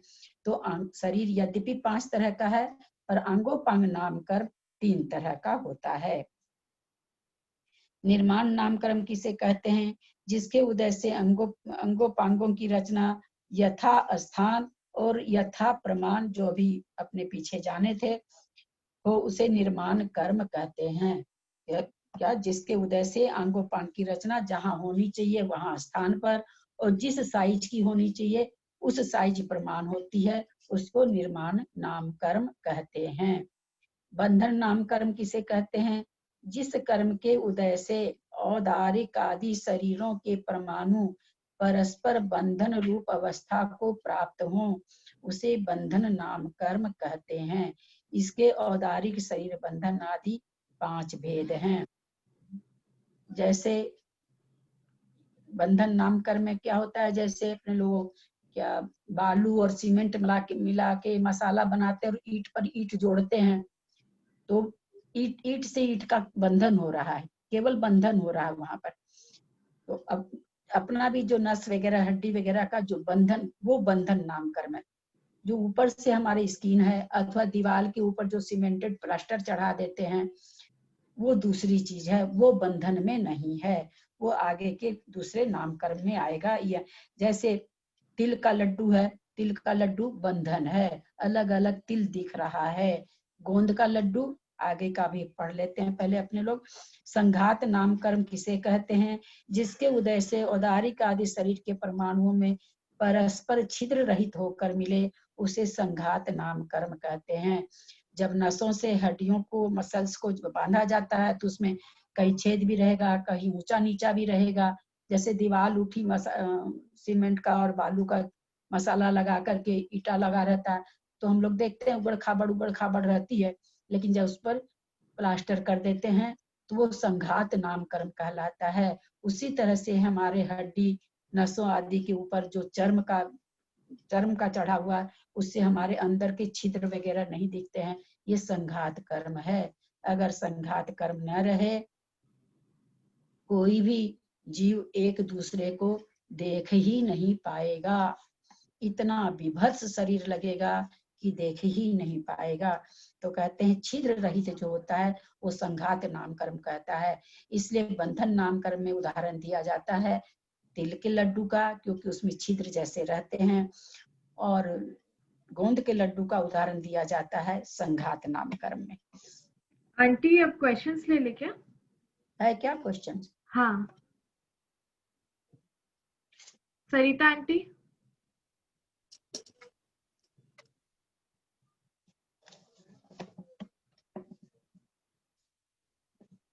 सरिता आंटी अनम्यूट करिए। हाँ हाँ हाँ दीदी दो दे रहे। हाँ हाँ बोलिए। अनम्यूट करिए। फिर अनम्यूट। हाँ हाँ दीदी, जब सम्यक दर्शन की बात चली थी, चल मल अगाड़ दोष की बात आई थी जिस जगह पर, तो अपन लोगों की बात हुई थी कि भाई मुनि रविवार को ऐसे पूजा करते हैं, सोमवार को ऐसे पूजा करते हैं। वो तो हम लोग करते हैं या नहीं करते गलत बात है, लेकिन अगर कोई साधु बीमार हो संघ में, जैसे 2 साधु बीमार है संघ में, हाँ, और अपन बोलते हैं माला फेरनी है, तो अपन बोलते हैं आचार्य श्री ठीक हो जाए उसके लिए माला फेरते हैं, तो दूसरे महाराज के लिए इतना गौर नहीं करते हैं लोग, उनके नाम की माला लगा देते हैं कैसे भी करके। तो ये क्या दोष नहीं है? मैं आपकी बात ही नहीं समझी, दूसरे नाम से लगा देते हैं मतलब? जैसे कोई भी संघ में 4 साधु बीमार है, या कोई भी हाँ। किसी की तकलीफ आई है, 4 साधु बीमार है, और अपन लोग क्या करते हैं, बोलते हैं कि भी माला फेरनी है, साधु जी बीमार है उनके लिए माला फेरो, उनके लिए माला फेरो। तो क्या करते हैं भाई, जो बड़े आचार्य है या जो विशेष है उनके नाम की तो माला फेर लेते हैं, और बाकी 3 साधुओं का नाम नहीं लेते हैं। तो यहाँ पे क्या सम्यक दर्शन का दोष नहीं आएगा क्या? पूरा आना चाहिए ना? दोष तो आएगा ही। ये हम आपको ये भी तो बोले ना वहां पर कि हमारी भावना प्रधान है, हम अपनी भावना कहाँ समर्पित कर रहे हैं, किस तरह से कर रहे हैं, किस दोष से भर के कर रहे हैं, उसमें दोष है। आपके मन में ये भावना है कि बस आचार्य श्री ठीक हो जाए, उनकी माला पे, और मुनि से मुझे कोई काम नहीं, बहुत भयंकर दोष है ना। और क्योंकि भावना तो समर्पित हम एक पर करते हैं, या जो खुद संघ वाले लोग भी ऐसे बोलते हैं उनके लिए माला फेरो, तो वो क्या सम्यक दर्शन को समझते नहीं है? नहीं, इसमें ऐसा होता है कि जैसे भाई देखिए, अभी बहुत सारा, अभी इन दिनों में अपने लोग के यहाँ हुआ भी, बहुत तरह की बातें हुई। बेनाड़ा जी भी बीमार पड़े, अभी विद्यासागर जी का भी स्वास्थ्य अच्छा नहीं था, तब भी आया। तो भाई अपना अपना ये है, मैं तो ये नहीं कि मैं माला नहीं फेरी बेनाड़ा जी के लिए चाहे किसी के लिए, हमने बस यही माला फेरी कि भाई जैन धर्म हमारा हरा भरा रहे, इसमें हानि नहीं पहुंचे, ऐसा कोई काम नहीं हो। मैं अपनी भावना को इस तरह व्यक्त करती हूँ, मैं अपना बताइए। मैं भी ऐसे करती हूँ, लेकिन अगर सुनिए हम संस्था में हैं या हमको वो उसका प्रचार करना पड़ता है, तो हम उसके दोस्त के भागी है कि नहीं है? हम क्या बताएं?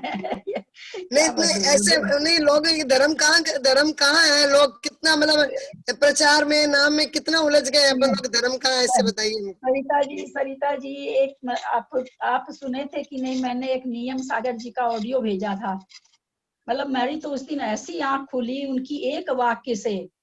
वैसे भी इन चीजों में बहुत कम है, बहुत उलझन वाली चीज मुझे कम पसंद आती है, लेकिन जो भी थोड़ी सी थी, उनकी एक लाइन मेरे को छू गई कि कब तक बाहर की क्रिया करोगे, ये बाहर की क्रिया अंदर पहुंचने के लिए की जाती है, कब पहुंचोगे अंदर, कब तक बाहर खाली पूजा करते रहोगे, उस पूजा से अंदर पहुंचो। मेरे को इतनी उनकी ये बात छुई उस दिन से, मतलब लगता है कि किसी भी तरह का विकल्प नहीं पसंद आता है, चाहे वो ध्यान का ही विकल्प क्यों ना हो, ध्यान में ही विकल्प क्यों ना हो। ध्यान करने बैठूं तो ऐसा ध्यान करूं जिसमें विकल्प कम हो, बहुत सारा विकल्प कर करके एकदम माथा तो ऐसा थक जाता है। मैं अपनी बता रही हूँ, मैं और किसी की नहीं, मैं अपना संदेश आपको दे रही हूँ। मैं नहीं कर पाती हूँ बहुत विकल्प ध्यान में भी, मेरे को कैसे लगने लगता है, मेरे को उनका घूमता है, रूमा स्वामी का सूत्र घूमता है, एकाग्रता निरोध हो, मुझे कहीं नहीं दिखता कि वो कह रहे हैं कि तुम पीला आसन लो, तुम्हारा आसन लो, तुम ऐसे लो, तुम वैसे लो, हमको कहीं नहीं, हमको दिखता ही नहीं है ये सब चीज, क्योंकि मैं विकल्प में जाती नहीं, इसलिए मेरे को कुछ दिखता ही नहीं। भैया शांत चित होके पीठ सीधी होनी चाहिए और बिल्कुल अपने में आ जाओ, जितना जितना जितना संकुचित, अपने एकदम संकुचित कर लो अपने को। हम लोग प्रथम भूमिका में थोड़ी हैं कि बैठ करके हम लोग ऐसे सोचें, हम लोग अब उस भूमिका में आ गए, हम लोग को अब ज्यादा प्रचार और प्रसार में नहीं रहना चाहिए, अपने अंदर आना चाहिए। अब हम लोग की उम्र हो गई है।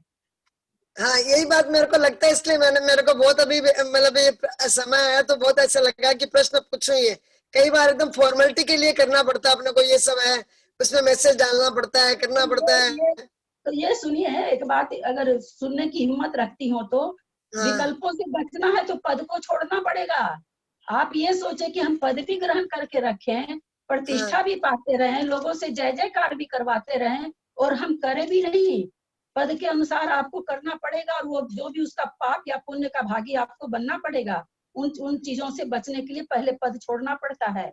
पद पर रहते हुए आप नहीं उस चीज से बच सकते हैं। पद का व्यामोह नहीं छूटा तो फिर कहाँ से छूटेगा, सोचिए। हाँ, वो सभी भी की तो बात, कोई हाँ, भी अगर हम पद पर बने रहना चाहते हैं तो हमारा मुंह है पद के पीछे। हाँ हाँ बिल्कुल। इसमें जिसको भी अपने आप को सुधारना हो भैया, सीधी सी बात है, कोई आप हो चाहे हम हो, आचार्य तो सीधे कहते हैं भैया अपने आप में आते जाओ, धीरे धीरे हर चीज से सिमटते जाओ, अपने आप में आते जाओ। हाँ ठीक है, समझने की कोशिश करें। अगर विकल्प से आप कहते हैं देना पड़ता है, बोलना पड़ता है, आप उस पद से हटिए। अगर आपको ये विकल्प अब आने लगा कि मुझे पाप लगता है क्या, मुझे दोष लगता है क्या, मुझे करना पड़ता है, ये भावना जब आप में अभी आने लगी तो आपको फिर इस भावना से हटने के लिए उस पद से हटना होगा, और कोई उपाय नहीं। क्योंकि पद पर रहते हुए करना पड़ता है। समाज में अगर कोई पद आप पा रखी हैं तो समाज के लिए काम करना पड़ेगा। तो पाप तो पूरा ही लगेगा। बिल्कुल लगेगा। चक्रवर्ती की संपदा का पाप चक्रवर्ती के और किसी प्रजा को थोड़ी लगता है, चक्रवर्ती को न लगता है। तो वो पाप फिर छूटता भी तो होगा ना, अच्छे काम करते हैं जब वापस छूटता भी तो होगा ना। पद में जब रहते हैं तो कोई काम अच्छा करते हैं तो फिर छूटता भी होगा। ऐसा होता है क्या? जिस समय हम इष्टोपदेश पढ़ा रहे थे, शायद एक गाथा में हमने इन लोग को बहुत अच्छी तरह से समझाए थे। उसमें आया था कि हम तो अभी तक दुनिया में कहीं नहीं देखे कि कोई भी काम के पीछे हमारा कोई स्वार्थ न रहे। कुछ ना कुछ है, कई बार हमको पता नहीं चलता है क्योंकि हम जागृत नहीं रहते। हम तो ये सोच रहे हैं हम तो धर्म का काम कर रहे हैं, हम तो ये फैला, उसके पीछे अंदर कौन सी भावना काम कर रही है हम नहीं, कई बार हम जानबूझ के जागृत नहीं होते। जानबूझ के ऐसा नहीं है, हम लोग सब कोई बहुत ज्ञानी है, सारे संसार के काम करने में इतने तेज हैं, तो इसमें नहीं तेज हैं क्या? हम लोग को सब पता रहता है कि हमारी कौन सी इच्छा क्या करवा रही है, सब हमको पता रहता है। ये अगर हम ये कह रहे हैं कि नहीं ऐसे, तो हम अपने को ही अपने से छल रहे हैं बस। कर्तापने से हटना पड़ेगा, कर्तापने से हटने की बात नहीं। अब रहते हुए तो कर्तापने से हट नहीं सकते ना। नेचुरली है, कोई पोस्ट कोई भी ले, भले पोस्ट लेने के बाद तो थोड़ा तो उसके ऊपर जिम्मेदारी आई जाती है ना। नहीं करोगे जिम्मेदारी तो आपको पोस्ट देगा कौन देगा आपको पोस्ट? कोई नहीं देगा। काम तो करना ही पड़ेगा। जो पद मिल जाता, आज प्रधानमंत्री इतने काम कर रहे हैं, ना बेटा ना बीवी ना बच्चा, कुछ नहीं है। बताइए, उनको है कि हमारा देश बहुत अच्छा हो। कहीं उनकी अपनी कमजोरी है, कोई पर्सनली हमारे आपके लिए थोड़ी कर रहे हैं। उनको देश के प्रति इतना लगाव है कि वो सब कुछ छोड़ रखे हैं, देश पर स्वाहा हो रखे हैं, तो ये उनकी अपनी कमजोरी है।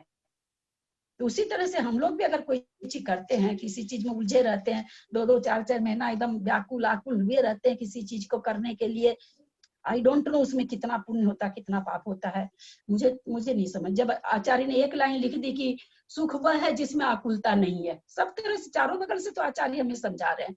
छह ढाला में आ गई, आकुलता रहित सुख है, सब जगह तो ये बात है। अब जो भी आप काम कर रही हैं उसमें जितनी आकुलता कम है उतना सुख है, जितनी आकुलता ज्यादा है उतना बंध भी है, उतनी व्याकुलता के कारण स्थिति बंध भी है, कसाय बंध भी है और आकुलता भी है। तो ये तो मतलब अपना शास्त्र तो ऐसा दो फाड़ जैसा, जिसको कहते हैं ना एकदम काला और सफेद, ऐसा निर्णय देता है अपना शास्त्र। तो अगर हम सही में ईमानदारी से अपने मन में चिंतन करें तो अपने को किसी से कुछ पूछने की जरूरत ही नहीं रह जाती है। ईमानदारी से, हम ये नहीं कह रहे कि इसके शब्दों का अर्थ समझ के, ये नहीं कर रहे हैं। शब्दों का अर्थ बहुत किसी को आता नहीं आता, वो अलग वस्तु है। ईमानदारी से अगर अपने मन में हम झांके तो हमको अपने सवालों का उत्तर मिलता है। लेकिन हम लोग डर से झांकना नहीं चाहते कि झांकेंगे तो हमारी ये चीज छूट जाएगी, झांकेंगे तो हम अपने डर से नहीं झांकते कि नहीं उतने गहरे विचार में जाएंगे तो हमारे से ये चीज छूट जाएगी, क्योंकि हमको उससे मोह बना हुआ है। ये सभी संसारी प्राणी का एक का थोड़ी, सबका एक ही, जो आगे बढ़ जाते हैं वो बढ़ जाते हैं। हाँ, बहुत सुंदर, हमको अपनी कमजोरी मालूम पड़ी। एकदम अपनी कमजोरी सबको पता है, हम अपनी कमजोरी से मुंह छुपाते रहते हैं, बहुत होशियार हैं हम लोग। अपनी होशियारी को बाना पहना, जैसे आपने अभी बाना पहनाया ना, करना पड़ता है, उन लोग समाज के लिए करना पड़ता है, उन माला उला का उन लोग को समझाना पड़ता है कि भैया आप हट जाइए पद से, आपको इतनी मजबूरी लग रही है। ऐसा तो है नहीं कि वो पद आपको कोई जबरदस्ती कहेगा नहीं आपको तो करना ही पड़ेगा, नहीं भाई अब हम नहीं कर सकते हैं। तो इसलिए अपनी मन की कमजोरी हम समाज पर या किसी और पर डाल करके कर्म बंध से नहीं बच सकते। यहाँ तो आप बच जाओगे अपने मन से, कर्म बंध से नहीं बच सकते। कर्म हाँ, बंध तो तो होगा। इसीलिए पूछना चाह रहे थे, सम्यक में तो दोष लगता ही है ना, हम करते हैं तो सम्यक में दोष पूरा ही लगता है। हाँ वो तो लगता ही है, तो उसमें क्या खास बात है, वो तो लगता ही लगता है, जैसी जैसी परिणति वैसा वैसा दोष। ठीक है दीदी, धन्यवाद। प्रतिमा आंटी। जय जितेंद्र सरिता दीदी। दीदी ये सरिता जी के ही क्वेश्चन को आगे बढ़ाते हुए एक हमेशा प्रश्न मेरे दिमाग में रहता है कि अगर हम माला दूसरे के लिए जपते हैं तो क्या सही में फल उनको मिलता है? मतलब हम उनके अच्छे स्वास्थ्य के लिए अगर हमने माला फेरी तो क्या फल उनको मिलेगा? और उसी तरह एक दूसरा क्वेश्चन है कि शांति धारा जैसे करते हैं तो हमारे नाम की शांति धारा करने से क्या सही में हमें पुण्य मिलता है? मतलब हमारे पापों का नाश होता है और सब कुछ होता है, और अपन शांति धारा दूसरे के लिए भी करवाते हैं, क्या अगर मैंने XYZ के लिए करवाई तो क्या उससे मिलेगा वो? तो ये सब जो चीजें हैं वो जैन प्रिंसिपल्स में आती हैं क्या? क्योंकि मेरे हिसाब से तो अभी तक नहीं समझ में आ रहा है ये कॉन्ट्राडिक्टरी है या ये सही में होता है? मेरा तो एक ही चिंतन है इस पर, और कुछ होता है कि नहीं होता है। किसी के नाम का जाप करने से, किसी के नाम से शांति धारा कराने से हमको थोड़ा सा उस समय मन में शांति हो जाती कि मैंने ऐसा किया इनके लिए, ये शांति जरूर आ जाती है। और व्यवहार से ये सब चीज तो चलती ही है। इन चीजों को हम व्यवहार की दृष्टि से तो नाकार ही नहीं सकते हैं, बिल्कुल भी सभी करते हैं, सबके लिए बताया भी है। वर्तमान योग में भी बहुत इस तरह के कथा, हम तो ज्यादा नहीं पढ़े, जितना भी सुनते हैं कथानक आता ही आता है। तो लेकिन निश्चय से जब आप चलेंगे तो भाई मनी मंत्र तंत्र भवि होई, मरते न बचावे कोई, कितना भी जाप कर लो। आज अभी हम तो सामने, हम तो बेनाड़ा जी को भूल नहीं पा रहे हैं, कितना मतलब मैं खुद उनके लिए मतलब इतनी व्याकुल हुई, सारे पूरे भारतवर्ष में उनके लिए जाप हुआ, सब कुछ हुआ, कहाँ बचा पाए, कहाँ बचा पाए बताइए? जी नहीं बचा पाए हम।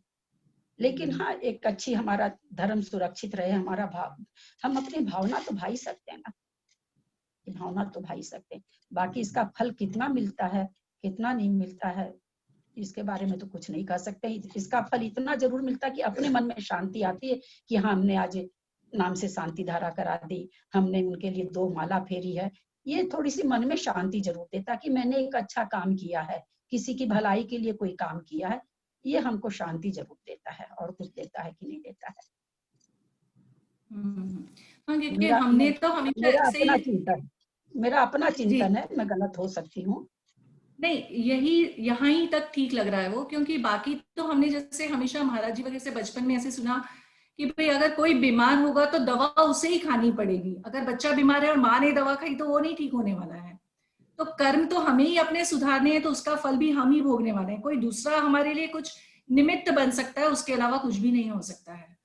तो अगर उन्होंने माला 12 बरस की क्या कितने साल की थी मैना जब उसकी शादी हुई थी, आप लोग ज्यादा जानते हो, मैं ना सुनी। देखिए कितना दृढ़ उसको विश्वास है, मतलब ऐसे पति के साथ पिता शादी कर रहा तो भी कह रही है तो मेरे ही कर्मों का फल है, मेरी इससे शादी होनी थी, आप नहीं कुछ कर रहे हो। देखिए उसको 12 बरस की 10 बरस की छोटी उम्र में पहले तो शादी हो जाती थी, देखिए उसका दृढ़ श्रद्धा कितना बड़ा, लेकिन वो अपने विचारों से डिगी नहीं, इतना उस साथ उसके पिता ने किया।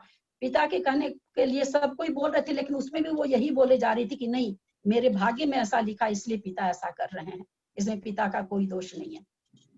तो वास्तव में तो देखिए बात तो यही है, जो एकदम सीधी सपाट बात तो यही है। हमारे लिए आप लोग 10 आदमी में बीमार पड़ूं, आज अगर 10 आदमी आप लोग मेरे लिए माला फेर रहे हैं, ये और अगर नहीं फेर रहे हैं, हम तो कहते हैं ये भी मेरे ही कर्म का उदय है, मेरे ही ऐसे शुभ कर्म का उदय है कि मेरे लिए लोग 10 लोग माला फेर रहे हैं, या मैंने ही ऐसा कोई कर्म बांधा है कि कोई भी मेरे लिए शुभ भावना नहीं कर रहा है। वो काम करेगी कि नहीं करेगी हम नहीं जानते, लेकिन ये बात तो पक्की है कि हमारे लिए अगर कोई दूसरा अच्छा काम कर रहा है तो मेरा किया हुआ कर्म है, तभी हो रहा है अच्छा काम। अगर मैंने अच्छा काम नहीं किया है, हम दूसरे के ऊपर डाल देते हैं कि देखो वो तो मेरे लिए कुछ अच्छा नहीं कर रहा है, मैंने तो उसके लिए ऐसा किया, मैंने तो उसके लिए ऐसा किया। कुछ नहीं है, हमारे ही कर्म करवाते हैं किसी से, किसी दूसरे से भी कर्म। ये अपने कर्मों को तो मानना ही पड़ेगा, कैसे भी मानिए, मानो न मानो, कर्म तो अपना फल दे रहे हैं, हम उसको माने या ना माने। जी जी, थैंक यू। एक बहुत बेसिक क्वेश्चन है जो मुझे नहीं आता है, मैं पूछ ही लेती हूँ। वो शरीर के जो भेद बताए उसके लिए वो परम औदारिक शरीर फिर कहाँ आएगा? औदारिक लिया है अपन ने 5, तो परम औदारिक अलग से है कि औदारिक में ही आ जाता है? नहीं नहीं, औदारिक शरीर अरहंत परमेष्ठियों का परम औदारिक हो जाता है, क्योंकि उनके न नख बढ़ते हैं, न पलक झपकती है, न केस बढ़ते हैं। और जितने नौकर्म वर्गनाएं वातावरण में हैं, उनमें से जो सबसे उत्कृष्ट नौकर्म वर्गनाएं हैं, परम शुद्ध नौकर्म वर्गनाएं हैं, वही वर्गनाएं वे ग्रहण करते हैं। तो उनके शरीर को परम औदारिक कह दिया गया, क्योंकि उसमें किसी भी तरह का, वैसे तीर्थंकरों के तो मलमूत्र इसी से नहीं रहता, जन्म से ही नहीं रहता, पर यहाँ अरिहंतों की बात है। किसी भी अरिहंत केवली के केवल ज्ञान होने के बाद में जो शरीर संबंधी मल होते हैं वो कुछ भी नहीं होते हैं, इसलिए उनको परम औदारिक कह दिया जाता है। औदारिक का ये आंटी एंड करें क्या? करो। जिनवानी स्तुति।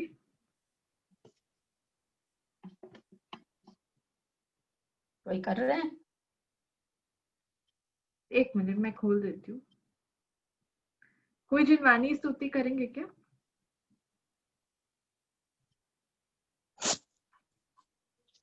आप ही कर दीजिए ललिता जी। यदर्थ वाक्य पदवाक्य ही, यदर्थ मात्रा। कुसुम जी कॉपी लाई है, जिनवानी स्तुति करेंगी क्या? कुसुम आंटी कॉपी लेके आई है, स्तुति करेंगी क्या? जो जिनको भी करना है प्लीज अपने आप को अनम्यूट कर लीजिए। ललिता जी, ऐसे तो अपन कहते हैं कि आयु से ही जीवन समाप्त होता है, लेकिन ऐसे तो कहते हैं, ऐसे भी तो कहते हैं कि जहाँ दवा काम नहीं आती है वहाँ दुआ काम आती है, ये भी तो अपन कहते हैं। हाँ, जहाँ काम नहीं आती वहाँ दुआ काम आती, कहाँ कहते हैं? संसार में ना। और हम पढ़ क्या रहे हैं? हम पढ़ क्या रहे हैं? कर्म सिद्धांत। वो तो बोली ना, आयु तो है मालूम है, आयु छई हुई तो खत्म। इसीलिए तो कह रहे हैं, हम पढ़ रहे हैं कर्म सिद्धांत। वहाँ दुआ शब्द बोल के कोई शब्द ही नहीं है पूरी किताब में, पूरे ग्रंथराज में दुआ बोल के कोई शब्द ही नहीं है। अगर ऐसा आंटी आप ही कर दीजिए। हाँ, आप ही जिनवानी स्तुति कर दीजिए।